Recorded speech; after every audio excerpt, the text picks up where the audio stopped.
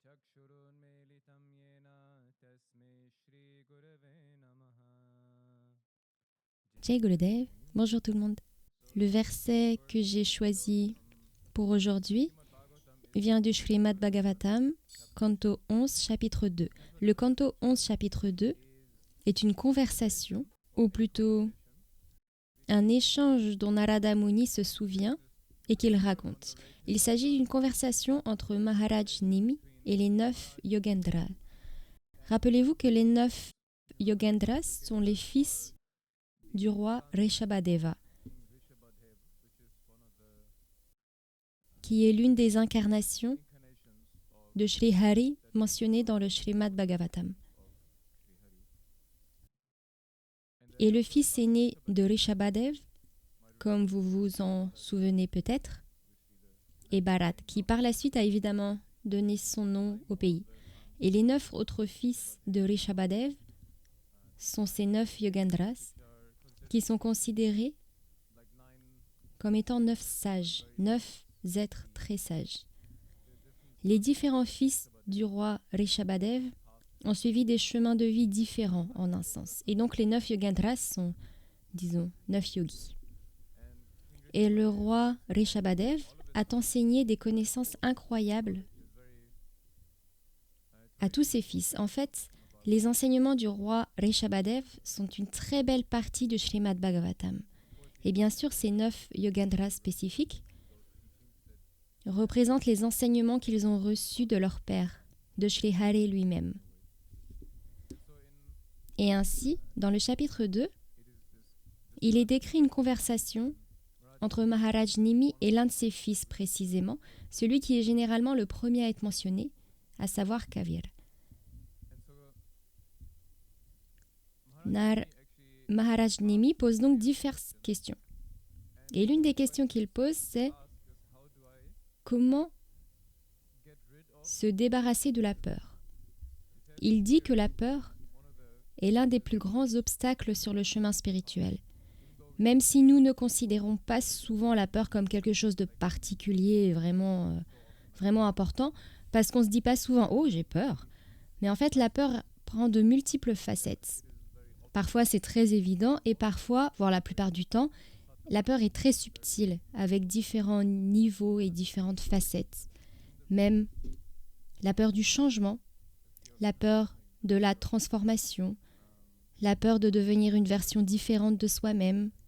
C'est aussi un type de peur qui nous empêche de vouloir changer. La peur de l'inconnu, la peur de l'avenir, etc.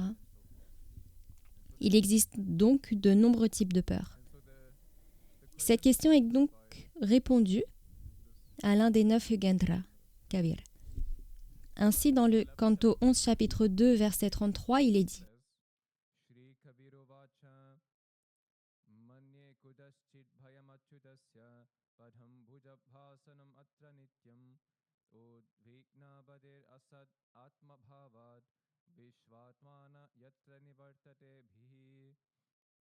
Shri Kabir dit « Je considère que celui dont l'intelligence est constamment perturbée par le fait de s'identifier, à tort, au monde matériel éphémère, ne peut véritablement se libérer de la peur qu'en adorant, en vénérant les pieds de lotus du Seigneur suprême infaillible. Dans un tel service dévotionnel, toute peur cesse complètement. » Et donc, en parcourant ce chapitre, à la recherche d'un sujet à aborder aujourd'hui, j'ai vraiment aimé ce verset, car lorsqu'on le décompose, on constate qu'il mentionne ou aborde plusieurs choses. La première, c'est l'agitation du mental, dont la source est l'identification erronée ou la mauvaise compréhension de qui nous croyons être, alors qu'en réalité, nous ne sommes pas qui nous sommes réellement. Nous croyons être ce corps, nous croyons être cette identité, nous croyons avoir telle ou telle qualité, et puis c'est ce que nous sommes. Cela correspond à notre nom, et donc cette identité à laquelle nous nous accrochons est bien sûr la cause originelle de notre agitation, de notre body, de notre intelligence, pour ainsi dire. Mais en réalité, je ne veux pas parler de cette cause, mais d'une source de perturbation plus générale et plus facile à comprendre, à savoir le monde matériel. En fait, ce n'est pas le monde matériel en soi. Comme le dit Krishna, c'est Dukhalayam, en quelque sorte le monde de la souffrance. Mais le monde en lui-même n'est pas la source de cette perception de souffrance. Elle est causée par notre mental. Notre mental est le germe où réside cette intelligence. Notre mental comporte différentes facettes. Il y a le manas, le chitta, l'ahankara et le buddhi. Et ces différentes facettes de notre mental dictent, en quelque sorte, la façon dont nous vivons notre vie. Car pour les saints, par exemple, ce monde n'est pas un monde de souffrance. C'est un monde dans lequel vous avez la possibilité de faire l'expérience de Shri Hari plus que partout ailleurs. Vous pouvez le réaliser ici. C'est le seul endroit où vous pouvez réellement le réaliser, en fait. Alors finalement, ce n'est pas un monde de souffrance, mais plutôt un monde d'opportunités. Un monde d'opportunités et de choix que nous pouvons faire tout au long de notre vie. Et le résultat de ces choix, le type de choix que nous faisons, dicte l'expérience de vie que nous vivons ou que nous avons. C'est aussi simple que ça. Et c'est en fait ici ce qu'il entend par intelligence. Et je crois que c'est en quelque sorte ce que Guruji veut vraiment dire lorsqu'il a mentionné qu'il a prié le dernier jour de la Navaratri, qu'il a prié Ma pour qu'elle nous donne l'intelligence, ou tout au moins pour que nous soyons moins bêtes, moins stupides. Que signifie intelligence? Tout d'abord, l'intelligence, c'est la connaissance. Être capable de faire des choix intelligents. L'intelligence doit être utilisée à quelque chose, sinon à quoi sert-elle? Donc tout d'abord, l'intelligence, c'est une question de connaissance. Et la connaissance s'acquiert à partir de diverses sources. Mais la connaissance nécessite de l'intérêt et des efforts personnels. Parce que la connaissance est partout. Guruji donne satsang après satsang, offre commentaire après commentaire. Je connais beaucoup de gens qui se plaignaient qu'une année ne suffirait pas pour écouter la Guru Gita. Une année. C'était pas suffisant. Et entre-temps, il offre également d'autres commentaires et d'autres satsangs. Si vous recherchez n'importe quel type de connaissance dans le monde, vous pouvez aujourd'hui la trouver dans votre poche, n'importe où. Vous pouvez même la trouver joliment formulée avec ChatGPT et d'autres choses. Vous n'avez même pas besoin de faire une recherche sur Google et de consulter différents sites web ou quoi que ce soit d'autre. Vous pouvez simplement l'obtenir sur un plateau d'argent. Il est si facile d'acquérir des connaissances partout. Mais encore faut-il faire des efforts pour les apprendre. Parce que le simple fait de lire quelque chose, la plupart du temps, du moins pour moi, je ne sais pas pour vous, mais ça ne reste généralement pas dans ma tête. Peut-être pendant 5 minutes, peut-être un jour si j'ai de la chance. Et puis, adieu, bye bye. Et donc, pour acquérir réellement des connaissances, pour les mémoriser et les conserver, il faut beaucoup d'efforts. Il ne suffit pas de poser une question à ChatGPT pour obtenir la réponse à tout ce que vous cherchez, pour que ça reste gravé dans votre être. Il y a une énorme différence. Vous devez réellement faire l'effort de vous asseoir, de lire, de méditer dessus, de répéter encore et encore. Et c'est pourquoi Guruji nous demande non seulement de lire la Gita, mais aussi de l'étudier chaque jour. Et ce que j'ai découvert, évidemment, c'est que même lorsque vous apprenez par cœur quelques versets de la Gita, ce n'est pas parce que vous les avez appris par cœur que vous vous en souviendrez encore 3 ans plus tard. Si vous ne continuez pas à les relire, si vous ne les répétez pas encore et encore.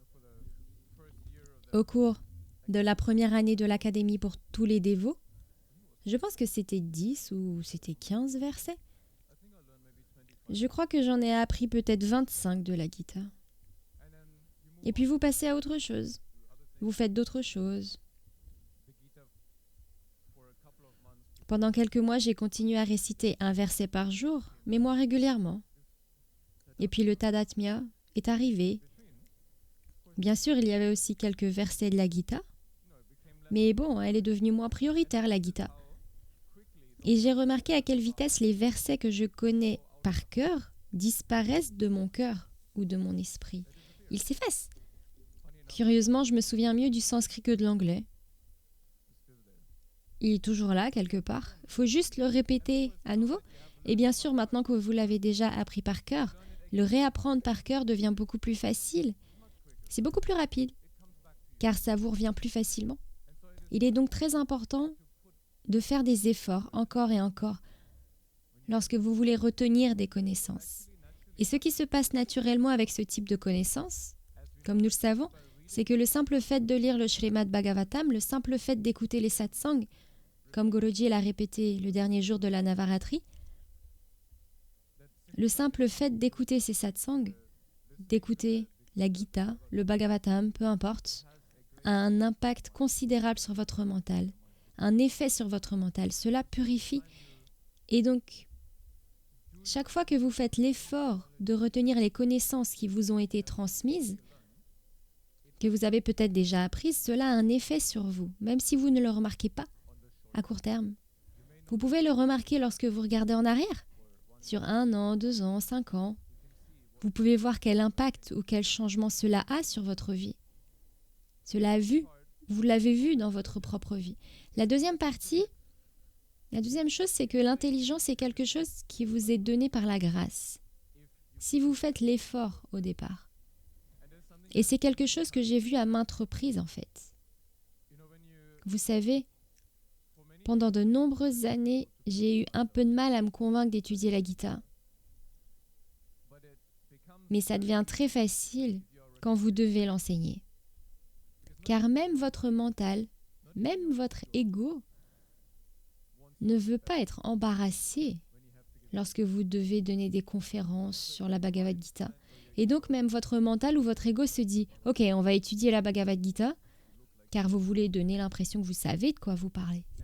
Et en fait, pour moi, le Covid a été une grande bénédiction en ce sens. Car tout d'un coup, vous ne vous contentez plus de vous rendre dans le pays dont vous êtes en quelque sorte responsable, vous organisez quelques satsangs, puis vous revenez quelques mois plus tard. À l'époque, nous organisions également des satsangs au temple, 1 fois par semaine, 1 fois tous les 2 semaines. C'était pas beaucoup. Puis le Covid est arrivé et j'ai dû faire 5 satsangs par semaine. Pour 5 pays, 5 satsangs, 5 fois la Bhagavad Gita, les mêmes versets, semaine après semaine. C'était la plus grande bénédiction que je pouvais recevoir. Parce que tout d'un coup, vous ne devez pas seulement vous préparer pour ce que vous allez enseigner la semaine suivante, mais vous devez également répéter 5 fois dans la même semaine ce que vous avez préparé. Et c'est probablement le dernier pays de la semaine qui avait le meilleur satsang, puisque vous avez pratiqué plusieurs fois. Et ce que j'ai remarqué, c'est incroyable, parce que tout d'un coup, il ne s'agit plus seulement des versets et des commentaires de Guruji, mais tout d'un coup, plus vous approfondissez les sujets, plus vous établissez des liens entre ce que Krishna dit ici et ce qu'il dit là. Et vous vous dites « Oh, waouh !» Et puis vous étudiez le sanskrit parce que Krishna peut utiliser le mot « mind » en anglais, mais en sanskrit, il peut parfois dire « manas », il peut dire « chitta ». Il utilise donc différents mots pour désigner le mental afin de préciser quelle partie du mental il est en train de parler. Et ainsi, lentement, étape par étape, vous allez de plus en plus loin. Et puis j'ai réalisé que donner un satsang pour parler de ces choses, c'est encore un autre niveau qui vous permet d'approfondir cette connaissance. Parce que bien sûr, tout d'abord, en apparence, cela vous donne la connaissance de ce que vous ne savez pas et où vous devez vous améliorer. Car il m'arrive souvent, pendant que je parle, de me rendre compte que je dois contourner ce point-là, car je n'en suis pas sûre à 100%. Peut-être que les gens ne le remarquent pas d'ailleurs, mais parfois, si vous n'allez pas droit au but, cela montre que vous ne maîtrisez pas vraiment le sujet. Alors vous essayez de contourner le problème et vous espérez que les gens ne se poseront pas de questions, non? Et ensuite, vous notez ça et vous vous dites, ok, je vais vérifier ce point, je dois vérifier où Krishna a dit cela, où il a dit ça et où Guruji a dit ça. Et petit à petit, semaine après semaine, mois après mois, année après année, vous comblez les lacunes. Et ce n'est pas quelque chose qui vient du jour au lendemain ou d'hier pour aujourd'hui. C'est un travail acharné, c'est une pratique répétée, encore et encore. Et puis ce que vous remarquez, c'est que ces ponts, ou du moins ce que j'ai remarqué pour moi-même, ces ponts qui sont créés entre les versets ne proviennent pas de ma propre intelligence. C'est lui qui nous les offre. Car j'ai remarqué à maintes reprises que lorsque je fais des satsangs, je suis parfois surpris par les ponts que je crée moi-même. Et je me dis que c'est certainement pas de mon intelligence, c'est certainement son intelligence, car je n'ai pas eu cette idée de moi-même avant. Et pour moi, c'est vraiment incroyable de pouvoir donner des satsangs, car très souvent, je fais des satsangs pour moi-même, pendant que je donne des satsangs, en fait. C'est incroyable. Il y a donc là deux choses. Tout d'abord, vous devez faire l'effort. Et ensuite, la deuxième partie de la connaissance vous est donnée par lui. Lorsque vous faites l'effort, la réalisation de la mise en œuvre des choses que vous avez apprises dans votre propre vie vous est donnée. À cet égard, ce n'est pas réellement réalisé par votre propre effort, par votre propre entreprise. Et donc, cette connaissance, avec le temps, aidera réellement à éliminer la peur. Parce que ce verset parle de ce qu'il faut pour éliminer la peur. Et donc, comme je l'ai déjà dit, la peur peut avoir de nombreuses facettes et de nombreuses sources. La peur d'être exclu, la peur de passer à côté de quelque chose, la peur du changement. Et la peur est un produit du mental qui est généralement créé pour éviter la douleur, pour éviter l'inconfort, qui est un stade inférieur de la douleur. Ainsi, même si vous essayez de changer pour devenir une meilleure version de vous-même, cela peut parfois créer de la peur. Si vous quittez le confort de votre maison pour aller ailleurs, dans un endroit qui est probablement meilleur que celui où vous étiez auparavant, il y a quand même une certaine peur, parce que la peur de ne pas savoir ce qui va se passer est toujours présente. Et donc, il peut y avoir de l'excitation qui la recouvre, mais très souvent, dans une certaine mesure, il y a aussi de la peur. La peur est donc un vaste sujet dans la vie de chacun. Et la raison principale pour laquelle nous avons peur est que nous n'avons pas confiance, que nous n'avons pas la foi. C'est là la seule différence que Guruji a toujours soulignée, la différence entre nous et un saint. Un saint ne s'inquiète pas. Pourquoi s'inquiéterait-il s'il sait que Dieu prend soin de lui, que Dieu l'aime et que Dieu sera toujours là pour lui? Pourquoi s'inquiéter? Vous pouvez avoir de nombreux problèmes dans la vie, cela ne signifie pas que vous n'avez pas de problème dans la vie. Vous pouvez demander à n'importe quel saint s'il a des problèmes dans sa vie, et ils ont tous rencontré d'énormes obstacles au cours de leur vie. Mais ils avaient une foi et une confiance totale en lui. Alors la question qui se pose pour moi, c'est la suivante. Comment instaurer la foi? Comment instaurer la confiance? Et la première réponse qui m'est venue à l'esprit est qu'en réalité, pour instaurer la confiance dans toute relation, il faut avant tout passer du temps avec cette personne. Plus vous passez de temps avec quelqu'un, plus vous commencez à lui faire confiance. Car plus vous passez de temps avec quelqu'un, plus vous apprenez à connaître ses intérêts d'une manière concrète, physique en quelque sorte, et vous apprenez aussi à connaître qui elle est et comment est cette personne. Vous savez comment cette personne va agir et comment elle réagit. C'est la même chose avec Guruji. Bien sûr, il est souvent imprévisible, mais plus vous passez de temps avec lui, plus vous pouvez dire « je crois qu'il n'aimerait pas cette action que je suis en train de faire ou cette chose que je dis. » Vous apprenez à connaître ses goûts et ses aversions. Il en va de même avec la Bhagavad Gita. Lorsque vous lisez la Bhagavad Gita, que vous l'étudiez Vous savez exactement ce que Krishna aime et ce qu'il n'aime pas. Il est très clair là-dessus. Et pas seulement dans le chapitre 12. Que devez-vous faire si vous voulez lui être cher? En fait, dans un certain sens, c'est vraiment très simple. C'est vraiment très simple. Car la réponse qu'il donne pour éliminer la peur, c'est simplement pratiquer la bhakti, le service dévotionnel. Et ce qu'est réellement le service dévotionnel, tel que nous le définissons, c'est la bhakti telle qu'elle est. Il s'agit de rationaliser le mental, l'attrait du mental, l'orientation du mental.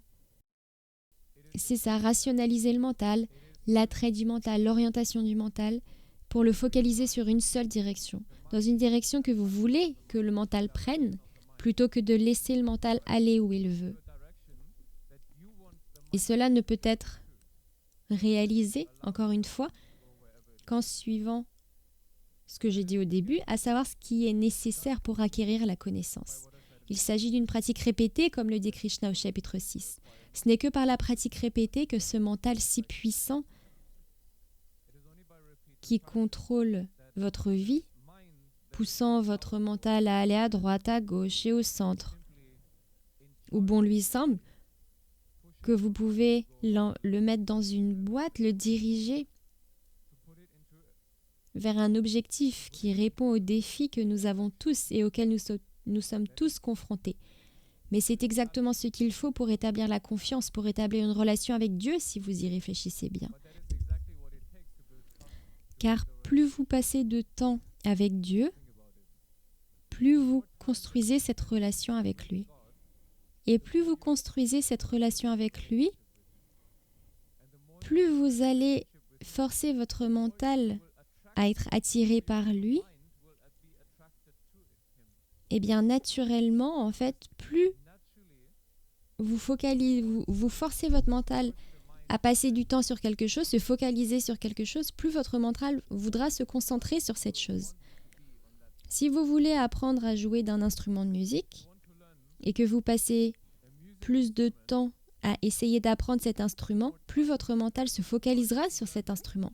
Plus vous donnez de satsang, et je l'ai constaté sur moi-même, ce n'est pas un secret, je ne suis pas un très bon orateur, mais je n'ai pas le choix. Et donc, année après année, au début, ma seule préoccupation, c'était comment acquérir des connaissances et comment les transmettre. Le stress. Comment ne pas dire quelque chose de totalement faux. Une peur totale à chaque fois que je devais donner un satsang. Une peur extrême.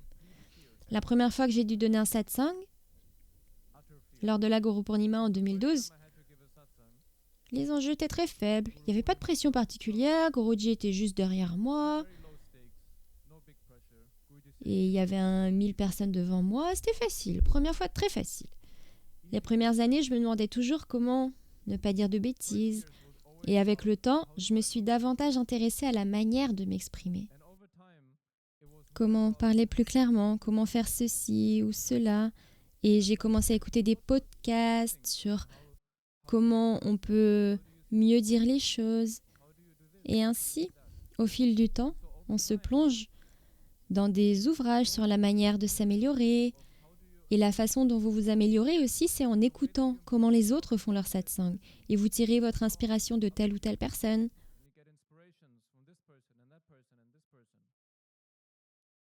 Et de la même manière,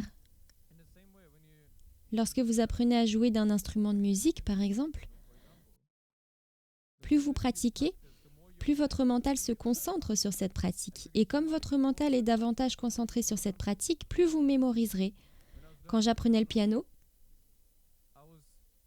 même quand j'étais à l'école et que je n'y jouais pas, j'essayais de me souvenir des touches et de la façon de jouer cette chanson sur mon bureau devant moi, en faisant comme s'il y avait un piano là. Et j'utilisais le bureau devant moi et je faisais comme si c'était un piano. Mon père était vraiment agacé par Pankaj chez moi, car avant on utilisait n'importe quelle surface, n'importe quelle table pour jouer du tabla.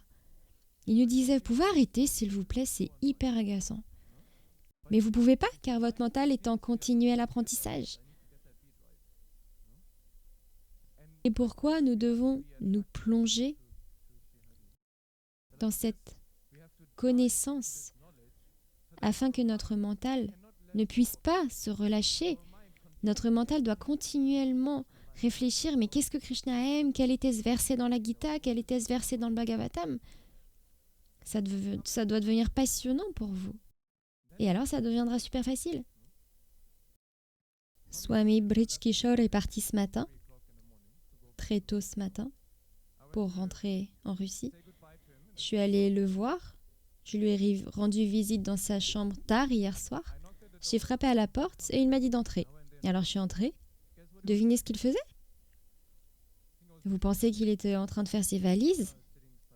Non, il était assis en train d'étudier la Bhagavad Gita. C'est incroyable, non? Hier soir à l'ashram, alors que vous quittez l'ashram après 9 ans, vous déménagez, vous partez quelque part d'autre et encore vous étudiez. C'est incroyable. On n'a aucune excuse. Si vous le voulez vraiment, vous trouverez toujours le temps d'étudier. Vous trouverez toujours le temps. Si vous aimez quelque chose, vous trouverez toujours le temps de faire ce que vous aimez. Vous n'avez pas besoin de vous forcer à le faire, non? Parce que par exemple, si vous êtes en couple, dans une relation, vous trouverez du temps pour votre partenaire si vous l'aimez vraiment. Et donc, si vous aimez vraiment Dieu, vous trouverez le temps d'exprimer cet amour que vous avez pour lui.